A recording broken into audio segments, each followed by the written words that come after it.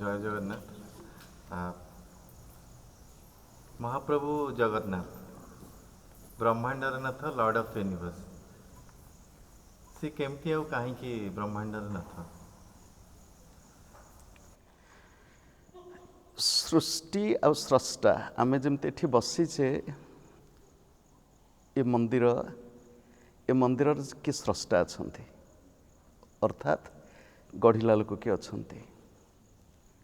किंतु आमे गढ़िला लोक को देखि पारुना कि सृष्टि को देखले स्रष्टा मनरे आसंते किए जने स्रष्टा अछंती ये जगत को सृष्टि करछंती किए शास्त्र कहूँ जी सृष्टि करछंती से सृष्टि भितर लुचि रही उपनिषदर मंत्र यत्किंच तत्सृष्ट्वा तत्एव अनुप्राविशत जी स्रष्टा से सृष्टि मध्य लुचि अच्छा खोजिक पाइबा दरकार रूप भितर से अरूप तांको विभिन्न नारे लोक उपासना कले किए आत्मा किए परमात्मा किए परम ब्रह्म तो आमे जहाँ को जगन्नाथ बोली कहूँ जो नाटी जदि धरिबे जगत मध्यरे लुचि रही प्रभु ये सृष्टिर नियामक नियंता से होचंती जगन्नाथ महाप्रभु से रूप भितर अरूप देह भितर देही आउ स्थूल रूप में मंदिर भितर पूजा पाउथिबा जगन्नाथ महाप्रभु किंतु लोक मंदिर को जाउछंती किंतु मंदिर रे जहाँ को दर्शन करछंती जो माने भी सेवा करछंती सेमान भीतर से अनुभूति आसुची कि जी प्रकृति सृष्टिर स्रष्टा से एठी अछंती मंदिर भितर गल जेमति देह को देखुछु जेपर्यंत देह भितर आमे निज आत्मा को अनुभव न करि पारिबा से पर्यंत आमे सृष्टि भितर स्रष्टा मंदिर भितर जगन्नाथ को वास्तव रूप में उपलब्धि करि पारिबा नाही। महाप्रभु जगन्नाथ ये जो रूप आमे देखुचे ए रूप संपूर्ण ना असंपूर्ण आउ गोटे प्रश्न होची प्रकृति महाप्रभुकर ये जो रूप आम ओडिया प्राण हो जो स्वरूप आम दर्शन करूए सब श्रीमंदिर रे ए रूप केते पुराणा केबेठू एपरी रूप से ग्रहण करिसेंती आउ ए रूप संपूर्ण ना असंपूर्ण ये प्रश्न तो आसीथिला पुराण वर्णना जितेबले रानी गुंडीचा आखिरे लुह कथा देइथिबा समय अवधि पूर्वरु कारुशाला जोठी विग्रह निर्माण होता से द्वार खोलीदेले बोली एवं तांको भितर अनुशोचना मध्य जे मु जेहेतु तांको मोर स्वामी को बाध्य कली इंद्रदुम्न को खोली दिया से खोलीदेले ये होचंद अधा गढ़ाई रहीगले से समय दिव्यवाणी होता से मु एई रूप ही पूजा पाइबी एई रूप ही समस्त को दर्शन देवी तेणु से रूप आज पर्यंत जदि पुराणर कहानी को बा पुराणर वर्णना को आम सत्य बोली ग्रहण करवा ये सत्य जुगर कहानी तेणु जगन्नाथ महाप्रभु जो रूप वर्तमान विराजित से तांकरी इच्छा से रूप ही विराजित होती है गोटे द्वितीय कथा होची देख जे पूर्ण जे सर्वत्र परिव्याप्त तांको गोटे रूप भितर बांधि रखिबो केमिति आमे साधारण मनीष बोली जहाँ कहूँ हाथ अच्छी पाद अच्छी आखि अच्छी नाक अच्छी आम कहूँ संपूर्ण शिशुटीए किंतु भगवान को संपूर्ण रूप से अनुभव करवा प्रकृत रूप होचंती एई तुम जो रूप से जी देखिबो से रूप को ग्रहण करने को समर्थ तात्पर्य होची से गणेश रूप में देखा दे पारिबे जेहेतु से भगवान कृष्ण रूप में देखा दे पारिबे से भगवान राम रूप में देखा दे पारिबे कहीं तांकर गोटे निर्दिष्ट रूप नाही जदि से श्रीराम रूप में एठी थांते ताल से कौन कृष्ण रूप में सजई हुआ कि तेणु कृष्ण रूप तांकर वेश होची श्रीराम रूप में तांकर वेश होची तेणु जेहेतु तांकर ये बड़ अद्भुत रूप विस्मयकर रूप तेणु से सब रूप को ग्रहण करने को समर्थ तेणु ये रूप स्वयं संपूर्ण ये रूप मनर कल्पनार बाहर रे थिबा रूप तेणु ए रूप से समय पूजा पे आसुँच जो समय इतिहास तार साक्षी रखिनी आम सीना कौचु केत कौचु नवकलेवर केबेठु आरंभ है कि दारू विग्रह रूप से उपासना ये सत्य जुगठु आरंभ होती पुराण वर्णना जेबेठु ही था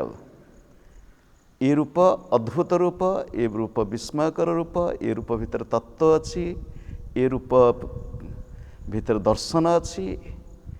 आउ उदाहरण स्वरूप देह सीना देखा रूप देह भितर जे प्रकृत आत्मा तांको रूप कौन से रूप की कौन अनुभव करि पारुछि उदाहरण स्वरूप महाप्रभुंकर जो रूप भी देखुछु से रूप भितर जो प्रकृत रूप जे लुचि रही जहाँ ब्रह्म बोली कहूँ ब्रह्म वस्तु बोली कहूँ तांको रूप कौन ये सब साधना न कले खाली शुणिले कि बही पढ़िले कि कथा आलोचना कले ये रूप को धरी हुए नहीं तेणु ये बड़ अद्भुत रूप महाप्रभुंकर महाप्रभुंकर ये रूप आम नवकलेवर अवसर गोटे कथा आसे जे महाप्रभु को कोइली वैकुंठ रे काहींकि तैयारी करे जोठी महाप्रभु महासमाधि नियंती से स्थान कोइली वैकुंठ सेठी पुणी तांको तैयारी करा जाए काहींकि शुण जदि पुराण वर्णना को जीव महाप्रभुंकर प्रकृत प्रकट स्थल होची श्री गुंडीचा मंदिर श्री गुंडीचा मंदिर होची तांकर सेठी प्रथम जो दारू रूप रे प्रकाश पाइले ये चतुर्धा मूर्ति रे ये चका आखिरे तांकर जन्मस्थान होची कोठी गुंडीचा मंदिर परवर्ती समय जितेबाला ये उपासना धारा चली आसला नवकलेवर विधि आरंभ होती से समय कोइली वैकुंठ ये कोइली वैकुंठ हूँ से दीट जाक कम एका संगे हो गोटे हूँ पुराणा दियंकर पाताली हूँ अर्थात से श्मशान जोटी समाधि दिया होची से स्थान हूँ श्मशान तेणु से गोटे श्मशान भूमि जदि देवतांकर श्मशान भूमि है एक आ से श्मशान भूमि पुणी सृष्टि नुआ विग्रह पुणी से सृष्टि होती हूँ गोटे सृष्टिर तत्व जमती गोटे वृत्त वृत्तर शेष जोठी आरंभ से गोटे वृत्त जदि आंकिब से जो बिंदुरे शेष बा आरंभ से बिंदुरे तार शेष सेमिति जोठी श्मशान अर्थात लीलार शेष सेठी लीलार आरंभ यही तत्व को बुझेवा पाई श्मशान मध्य महाकालंकर लीला जन्म मृत्यु सबू एवं से तार अतीत मध्य कोइली वैकुंठ ना जदि तुम्हें नब एथे गोटे ओडिया शब्द रहुची गोटे संस्कृत शब्द रहुची ओडिया शब्द होची वैकुंठ कोइली शास्त्रीय शब्द होची वैकुंठ वैकुंठ आम भगवान विष्णुंकर निवास बोली कहूँ आउ ओडिया रे आम कोइली पक्षी आमर सामान्य चिंता चेतना रे अनुभव का आसुची जे कोइली होची कला आम आधुनिक विज्ञान कहूँ जे ए सृष्टि कुआड़े गोटे ब्लैक होल कला छिद्र भितर ये सृष्टि आरंभ होती कहते कोइली हूँ संगीत गोटे नादर प्रतीक ये सृष्टि मध्य नाद मध्य नाद ब्रह्म मध्य सृष्टि ताकू आधुनिक विज्ञान विभिन्न भाषा कहूँ किमिति शब्द भितर सृष्टि होती आ वैकुंठ हूँ जोठी कुंठा नाही चेतना मुक्त आम मानकर चेतना जदि कुंठा रहित हब अर्थात सीमा रहित आम भीतर थिबा संकीर्णता रहित हब आमे सेतिकी बेले ये नाद ब्रह्म शब्द ब्रह्म परम ब्रह्म आंको अनुभव करने को सुजोग पाइबु तेणु कोइली वैकुंठ हूँ महाश्मशान सेठी सृष्टिर शेष सृष्टिर आरंभ एवं महाप्रभुंकर लीला आ गोटे प्रश्न आसी जो आम नवकलेवर कथा कहूचे नवकलेवर गोटे ब्रह्म पदार्थ बा ब्रह्म परिवर्तन विधि रही कौन हो पारे ये ब्रह्म? कई कहती ब्रह्म एक शालग्राम एक परसमणि केते प्रश्न केते विचार केते चिंता अनुचिंता ताकू नहीं रही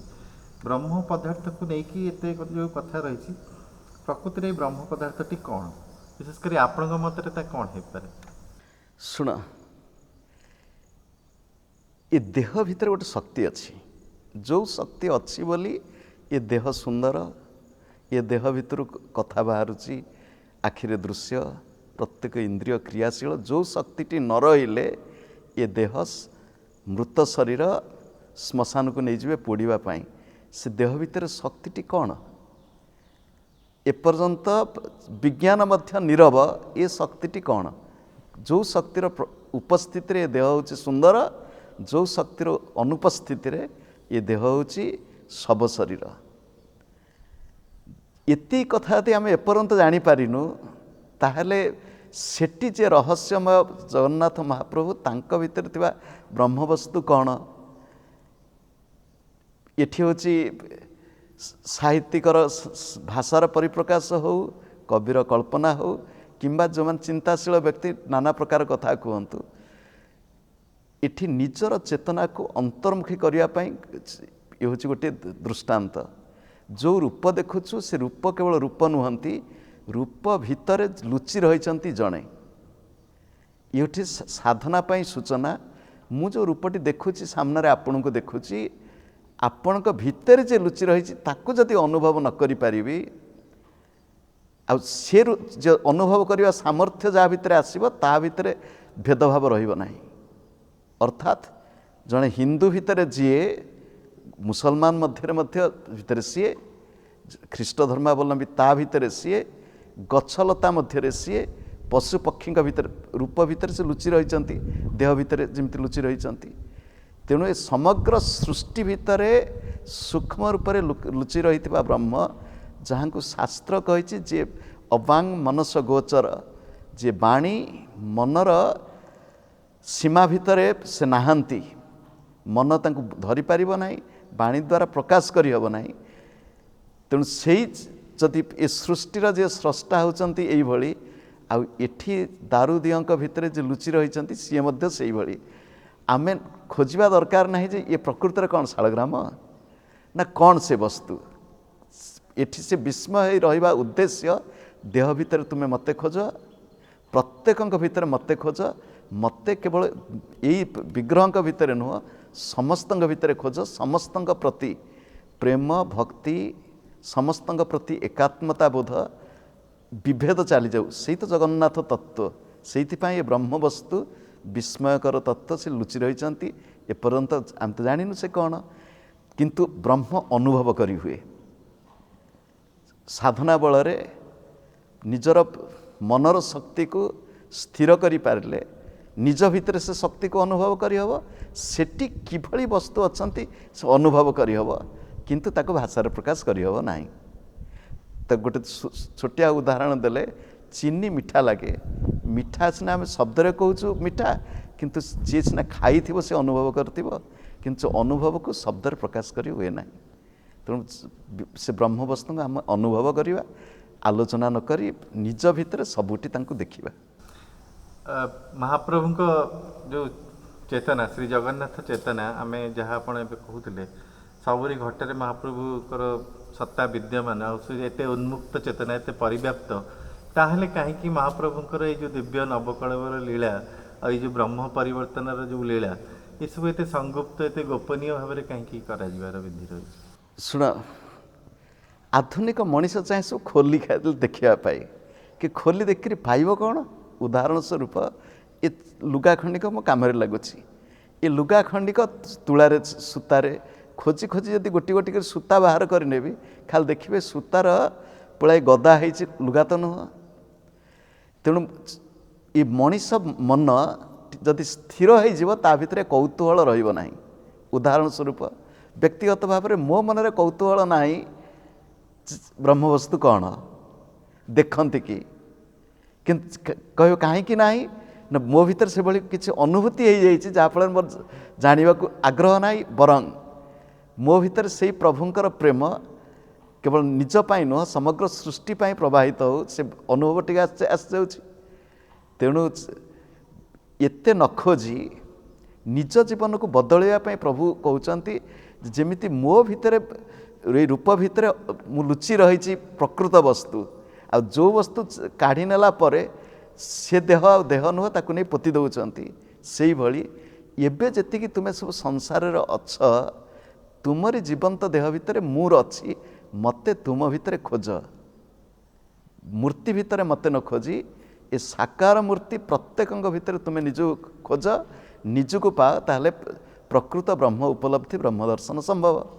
तेणु ब्रह्म वस्तु केवल खाली आलोचनार वस्तु नुह अनुभवर वस्तु होगा दरकार। गोटे कथा ये आसची आमे टिके नवकलर कथा रे टिके अलगा टिके तिक्रांतरे महाप्रभुଙ୍କର ଏଇ ଯେଉଁ ରଥଯାତ୍ରା ଯେଉଁ ହେଉଛି ତାର କାହିଁକି ହୁଏ ଆଉ ତାର କ'ଣ ଉଦ୍ଦେଶ୍ୟ ତାର ଅନ୍ତର୍ନିହିତ ମୂଳ ଭିତ୍ତି ଉଦ୍ଦେଶ୍ୟ? ଶୁଣ, ରଥ ତାର ପରିକଳ୍ପନା ବୈଦିକ ସାହିତ୍ୟ ଉପନିଷଦ ମାନଙ୍କରେ ବର୍ଣ୍ଣନା କରାଯାଇଛି। ଉଦାହରଣ ସ୍ୱରୂପ କଠ ଉପନିଷଦରେ ଗୋଟେ ମନ୍ତ୍ର ଅଛି। ସେ ମନ୍ତ୍ରରେ କୁହାଯାଇଛି ଏ ଶରୀର ହେଉଛି ରଥ, ये देह होची रथ, ये देह रूपक रथरे आत्मा होचंती रथी, ये देह रूपक रथरे इंद्रिय माने होचंती घोड़ा। अर्थात ये उपमा देकी ऋषि कहउचंती प्रत्येक व्यक्ति तार देह रूपी रथ बा जीवन रूपी रथ को ये संसार रूपी बड़दाण्डरे किभली से नेले ता जीवनर परिपूर्णता आसीबो। महाप्रभुंकर रथयात्रा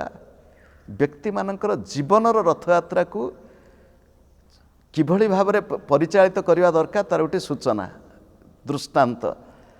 आमर जो रथयात्रा हुए श्रीमंदिर रु श्री गुंडीचा मंदिर पर्यंत आपन जदि खाली दिग देखिदेवे कौ दिगरु कौ दिग को जाउची,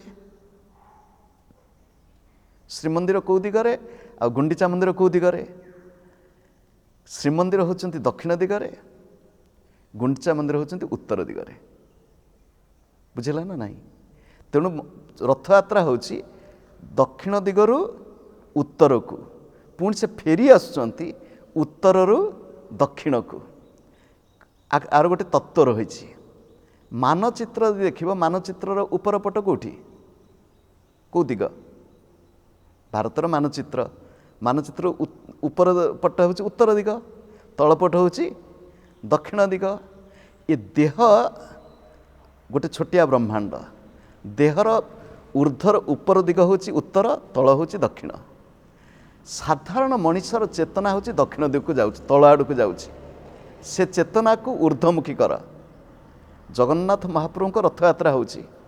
मोर गुरुदेव कहते रथयात्रा हुए बड़दाण्ड सफा हो जाए, दुकान बजार रहे ना रास्ता उपरे। अर्थात निज जीवन में थिबा जतक सब दुकान बजार ताक सब सफा कर दियो, बड़दाण्डी सफा कर दियो, निज जीवन रास्ता को सफा करिक ठाकुर नहीं चल। मो जीवन यात्रा, मो जीवन रथयात्रा महाप्रभु रथयात्रा संगे संपृक्त, ताको अनुभव करने। ये रथयात्रा केवल रथरे बसई दे टाणी टाणी नेलु, ता भितर विभिन्न प्रकार लोक किए आसी चोरी कर दौची, किए चगलामी करुच्ची, सब प्रकार लोक अच्छा। ये से रथयात्रा नुह, प्रकृत रथयात्रा होची मोर देह रूपक रथ, मोर जीवन रूपक रथ, ये संसार रूपक बड़दाण्डे भल करी चालू एवं उत्तर दक्षिण रु उत्तर को जीव, उत्तर रु दक्षिण को आसीब। अर्थात ये एक परिपूर्ण यात्रा हब। मोर यात्रा ऊर्ध्वमुखी हम, चेतना ऊर्ध्वमुखी हम, उत्तर पट को जीव, पुणी संसार पट को आसब अधोमुखी हम। एवं ये यात्रा केवल यात्रा नुह, पुणी आउ गोटे जगन्नाथ महाप्रभु को लेकर अच्छे रथे तु वामनम दृष्टवा, रथरे वामन को दर्शन कर। जगन्नाथ महाप्रभु होती वामन कौन? वामन होती क्षुद्र आकार, रथ हूँ बहुत बड़। ये देह रूपक रथरे सूक्ष्म रूप से रही वामन को दर्शन कले पुनर्जन्म नहीं। नहल तो लोक देखुं रथ प्रकृत कौन से पुनर्जन्म मुक्त हो गले? ये जिते लोक आसुँच रथ देखिदे जाऊँ कौन मुक्त हो गले? सी खाली देखी रथर देखिले हम ना जेपर्यंत देह रूपक रथ न देखीचु से मुक्तिर स्वाद आसब ना। ये रथयात्रा हूँ मुक्तिर स्वाद अनुभव करने, जीवन को सत्पथरे परिचालित करने, जीवन को संयत करने, देह रूपक रथ जीवन रूपक रथ को चलैबा। अनेक मतरे बहुत समय कहुई जे महाप्रभु श्री जगन्नाथ चेतना जगन्नाथ संस्कृति प्रकृत बुद्धिज्म और जैनिज्म द्वारा प्रभावित बुद्धि गोटे अंतर्निहित संपर्क कनेक्शन रही से विषय शुण जगन्नाथ महाप्रभु होती जेहेतु ना जोड़ा है जगत से केवल मणिशंकर नुहंती समग्र सृष्टि जगत कहले समग्र सृष्टि ता भितर मनीष अच्छा जेहेतु मनीष अच्छा मनीष पाखे जी धर्म जी साधन धारा अच्छी सबुर उत्स होती जगन्नाथ महाप्रभु केवल बौद्ध धर्म किंबा जैन धर्म सहित संपृक्त व प्रभावित सेतिकी नुहंती जगन्नाथ महाप्रभु अनादि एवं सृष्टिर आदि कालरू एपर्यंत पूजा पाई आसुचंती एवं सेठी बौद्ध तांकर बुद्ध को दर्शन करंतु जैन तांकर जीन को दर्शन करंतु शैव तांकर शिव को दर्शन करंतु शाक्त सेठी दक्षिण कालिका रूप में माँ काली को दर्शन करंतु वैष्णव तांकर उपास्य विष्णु को श्रीराम को श्री कृष्ण को दर्शन करंतु। इठी जगन्नाथ महाप्रभु कौन सी एक हिंदूकर बोल तो कहया मो मन को चाहू ना क्या समग्र सृष्टिर जी तो से जगन्नाथ से ना तो से हिंदूनाथ होता जीननाथ होता बुद्धनाथ होता ता तो नुहंती। तेणु जे जगतर नाथ तांको गोटे निर्दिष्ट धर्म दुईटी धर्म बा यही धर्म संगे संपर्कित कर बांधि रखा केमिति? तेणु से समस्तंकर केवल मनुष्य नुहंती समग्र सृष्टि। उदाहरण स्वरूप गरुड़ बसचंती पक्षी मानकर सी मत पक्षी मानकर कालिय दलन बेश होची साप भी रोची ये समग्र सृष्टि से नाथ। तेणु सृष्टि जेते धर्म जेते परंपरा जेते मतवाद समस्तर केन्द्र से अछंती। ये कथा को आम आउ टिके आगू को बढ़ी आउ टिके एलाबोरेट करने जाकि मुझे पचारूँ जे एमती भी हुए जे आम मानुचु महाप्रभु श्री जगन्नाथ होती ख्रीस्टियान मानकर माने श्री जीशु सी भी आल्ला तांकर गोटे से जो अद्भुत प्रतिमूर्ति सिम्बल भी आम ये कहते महाप्रभु शरीर को गोटे क्रॉस हिसाब से नहीं जाऊँगी महाप्रभुंर से ओठ बा पताकार चिन्ह आल्लांकर जो चंद्र ये रही तो सही कथाटी को टे शुण वैदिक धर्म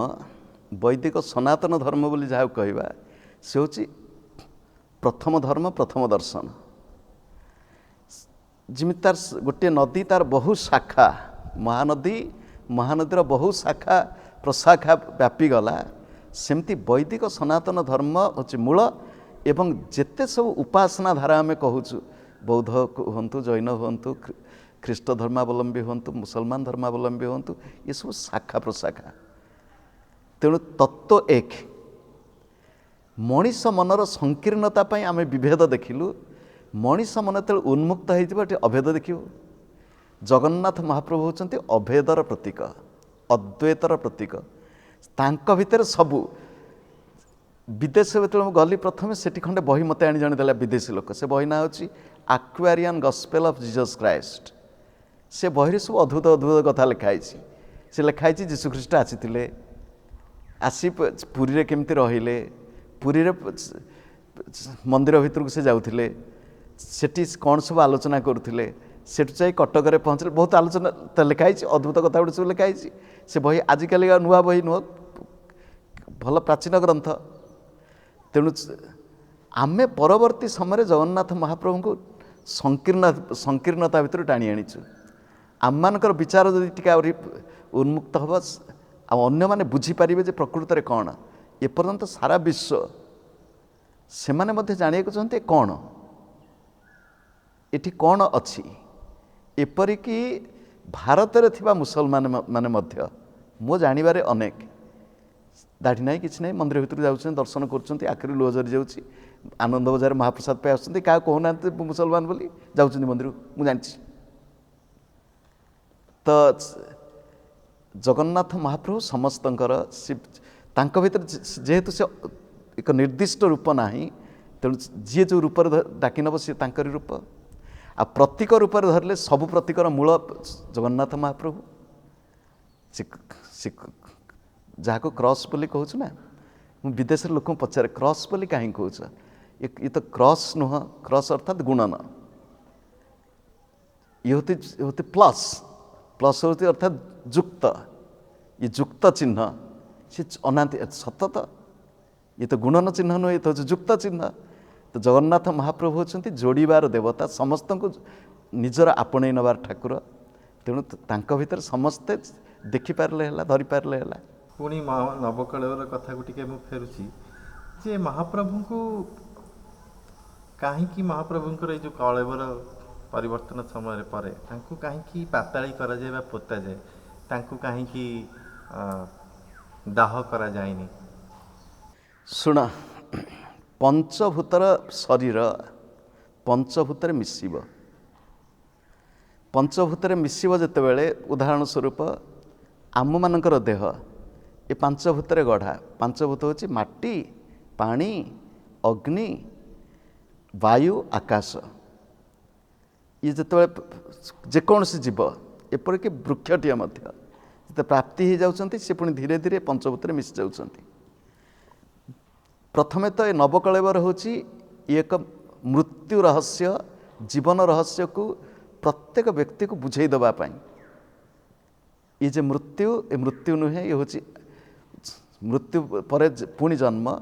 ये गोटे चक्र जन्म मृत्युर चक्र से चक्र को बुझे देवाई समस्त को जे मृत्यु बोली किसी ना ये हूँ गोटे रूपांतर तेणु मृत्यु भय ना तापर जितेबले मृत्यु होची कहार मृत्यु होची आ कहार मृत्यु हो नाही ब्रह्मर मृत्यु नाही आत्मार मृत्यु नाही देहर मृत्यु अच्छी देहर विनाश अच्छी एवं ये देह को किभली विनाश करा जीव देहर तो मृत्यु अच्छी देहर तो किंतु ये देहर जदि ठीक व्यवहार आम कलु ताल देहर विनाश आदौ ना पंचभूत गढ़ाई आम जीवन को ठीक भाव कटेलु महाप्रभु लीला कले उदाहरण स्वरूप 19 वर्ष लीला कले करी वर्तमान देखईदेले जे मो भीतर थिबा जो ब्रह्म वर्तमान नहीं नुआ विग्रह भीतर रखिदि ये विग्रह जहाँ आज पर्यंत देखुल भक्त आखिरे लुह झरी जाउथला जोगी ध्यान रे निमग्न हो जाउथला ज्ञानी तार तत्व विचार बुड़ी जाउथला तो से देह को लेकर पुणी जेमिति गोटे व्यक्ति मरीगला परे पंचभूतर शरीर को विभिन्न धर्म रे ख्रीष्ट धर्म जैन धर्म मुसलमान धर्म रे पोती दियंती कबर दियंती हिंदू धर्म रे साधारणतः आमे दाह करूँ किंतु समस्त को दाह करूना साधु सन्त महापुरुषों शरीर को भू समाधि दौ ना जल समाधि दौ तेणु वर्तमान जितेबले ये विग्रह पुराणा विग्रह गले नुआ विग्रह आसिले वर्तमान पुराणा विग्रह कौन करा जीव एठी कहीं पाताली करागला अग्नि संस्कार कहीं हेनी अनेक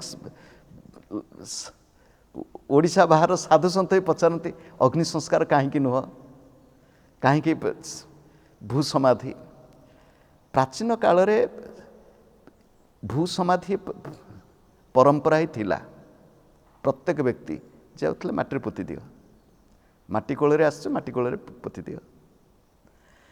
एवं जदि विज्ञान दृष्टि आम देखा उदाहरण स्वरूप गोटे व्यक्ति देह छाड़िले तांको देह को नहीं आम कौन करुचु कौन कर स्वर्गद्वार को नवा स्वर्गद्वार नहीं करी दाह संस्कार करवा दाह संस्कार करने पुणी प्रकृति उपर अत्याचार आम करुचु काठ दरकार आजिकाली आम कहूँ परिवेश बदली जाऊँ तापमात्रा बढ़ुची एठी प्रभु कहते मु प्रकृतिर अधीन प्रकृति मो अधीन किंतु मु जो लीला करे मु प्रकृति अधीन ये देह हूँ प्राकृतिक प्राकृतिक उपाय देह को विश्राम दे दियो। तेणु प्राकृतिक उपाय विश्राम होची माटी पोतिक समाधि दे दियो। ये हूँ भू समाधि ताको हम पाताली बोली कहूँ महाप्रभु पाई। एवं एक परंपरा दृष्टि माटी माटी मिशीज दारू किंतु पुणी दारू को दारू रे धर उदाहरण स्वरूप जदि आम अन्य प्रक्रिया होची अग्नि संस्कार कर पुणी दारू को दारू रे दाह करेब जो विग्रह को आम एत भल पाई आसचु जदिओ से गले पुणी नुआ विग्रह आसिले से विग्रह से माटी मिशि जातु माटी आम जन्म होती माटी मिशि महाप्रभुंकर आम जो एत सब कथबार्ता भितर महाप्रभु को चिंता माने महाप्रभु चेतना एत अद्भुत माने एत परिव्याप्त एपरिक कहुपर वैदिक विधि विधान सबू किसी ऊर्ध्वे ताहले कहीं आम महाप्रभुंकर अनेक रीतिनीति तंत्रर भी प्रभाव रही अनेक कहती तो महाप्रभु को कहीं कहुए से तंत्रर महाभैरव पुणी प्रकारांतरे महाप्रभु श्री जगन्नाथ होती जोगी महाजोगी। शुण जिते प्रकार साधना धारा अच्छी तार मूल होती जगन्नाथ महाप्रभु सी वैदिक चेतना हो अद्वैत मार्ग हो द्वैत मार्ग हो विशिष्टाद्वैत मार्ग हो शुद्धाद्वैत मार्ग हो से तंत्र परंपरा हो किंबा तंत्र मध्य विभिन्न आचार हो जेहेतु जगन्नाथ महाप्रभु होती सबूर मूल तेणु तांक पाखरे सबु प्रकार उपासना सबु प्रकार आचार मध्य निहित हो रही तेणु से आमर मुख्यतः दुईटी परंपरा आम उपासना करी आसलु गोटे हूँ वैदिक धारा गोटे हूँ तांत्रिक धारा ओडिशा और बंगलार तंत्र प्रभाव अनेक पूर्व थिला एवं मत टिके टिके कोठी अच्छी जगन्नाथ महाप्रभु वैदिक देवता वैदिक परंपरार मध्य उपासना कराई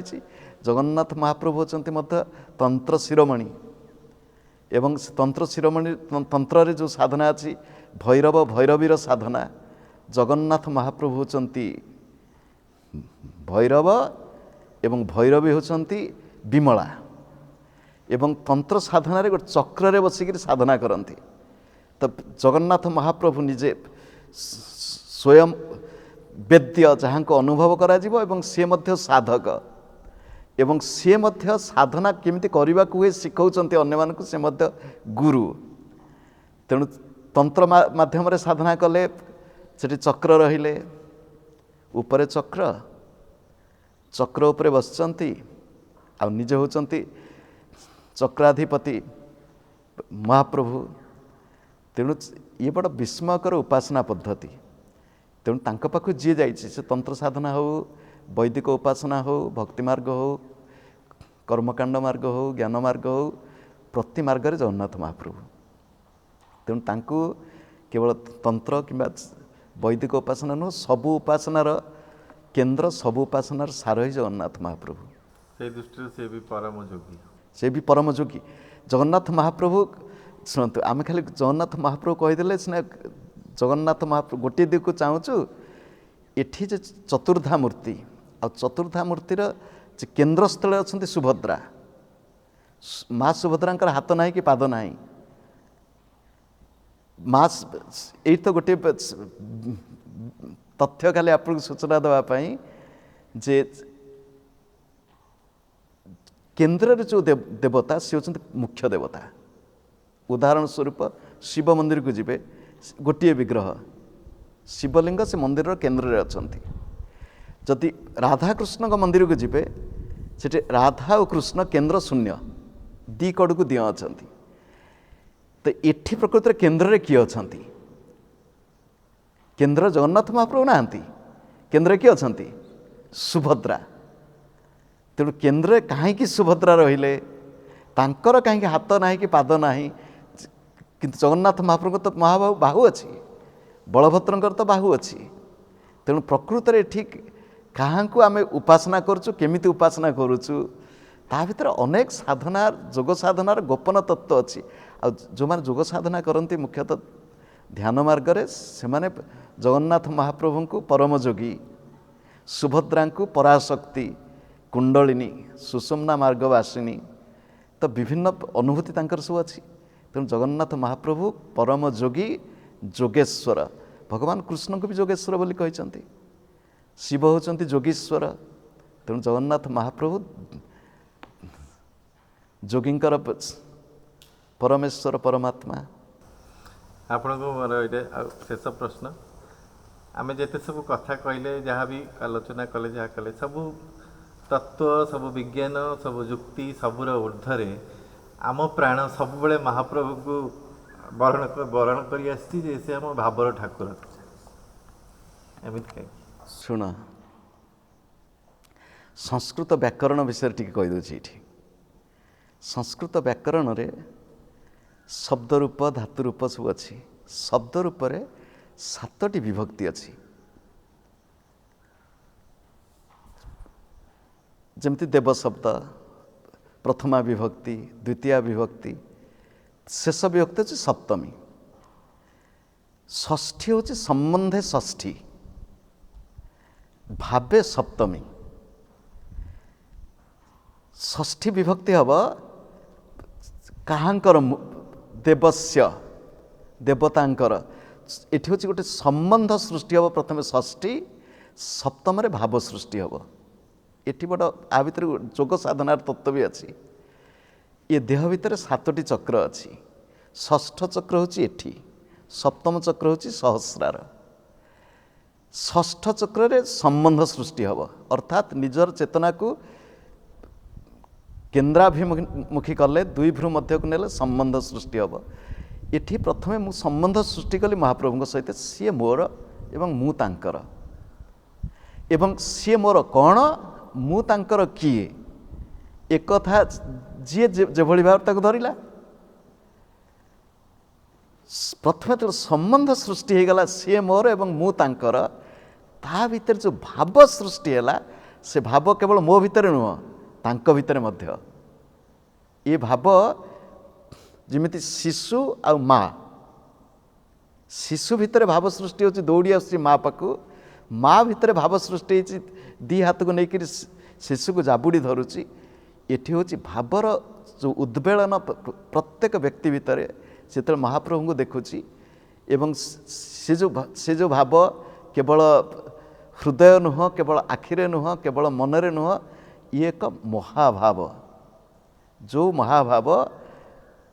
ରାସଲୀଳାରେ ହେଇଥିଲା ମହାଭାବ, ସେଇଭଳି ଏକ ମହାଭାବ ଏଠି। ଯିଏ ମହାପ୍ରଭୁଙ୍କୁ ଦେଖୁଛି, ଆଖିରେ ଆଖି ମିଶାଇ ଦେଇଛି, ସମ୍ବନ୍ଧ ସୃଷ୍ଟି ହୋଇଯାଇଛି ଏବଂ ଭାବ ସୃଷ୍ଟି ହେଇଛି, ସେ ମହାଭାବରେ ଡୁବିଯିବ। ସେତେବେଳେ ତା ମନରେ କୌଣସି ବିଚାର ହିଁ ଆସିବନି। ଇଏ ହେଉଛି ଯେମିତି ଶିଶୁ ଆଉ ମା, ସନ୍ତାନ ପରସ୍ପରକୁ ଜାବୁଡ଼ି ଧରିଛନ୍ତି, ଆଖି ବନ୍ଦ ହୋଇଯାଇଛି। ସେଇଭଳି ଅଦ୍ଭୁତ ଭାବ। ପ୍ରତ୍ୟେକ ବ୍ୟକ୍ତି ନିଜ ନିଜର ଭାବକୁ ନେଇ ରହିଛନ୍ତି। ତେଣୁ ମହାପ୍ରଭୁ ଆମମାନଙ୍କୁ ସେଇଭଳି ଭାବ ଦିଅନ୍ତୁ, ଯେଉଁ ଭାବରେ ଆମ ଭିତରେ ଥିବା ସମସ୍ତ କଳୁଷତା ଦୂର ହୋଇଯିବ। ଆମ ଭିତରେ ପ୍ରଭୁଙ୍କ ପ୍ରୀତି, ଅର୍ଥାତ୍ କେବଳ ଦିଅ ନୁହନ୍ତି, ସର୍ବତ୍ର ପରିବ୍ୟାପ୍ତ ସିଏ। ଗଛ ପ୍ରତି ମଧ୍ୟ ଆମ ପ୍ରୀତି ବଢ଼ୁ, ପଶୁପକ୍ଷୀଙ୍କ ପ୍ରତି ପ୍ରୀତି ବଢ଼ୁ, ମଣିଷ କଥା ତ ସମସ୍ତଙ୍କ ପ୍ରତି ଆମର ଅବାରିତ ଅନାବିଳ ପ୍ରୀତି ବଢ଼ୁ। ସେଇଭଳି ଭାବ ଆମ ସମସ୍ତଙ୍କ ସୃଷ୍ଟି ହେଉ। ଜଗନ୍ନାଥ ମହାପ୍ରଭୁ କରୁଣା କରନ୍ତୁ।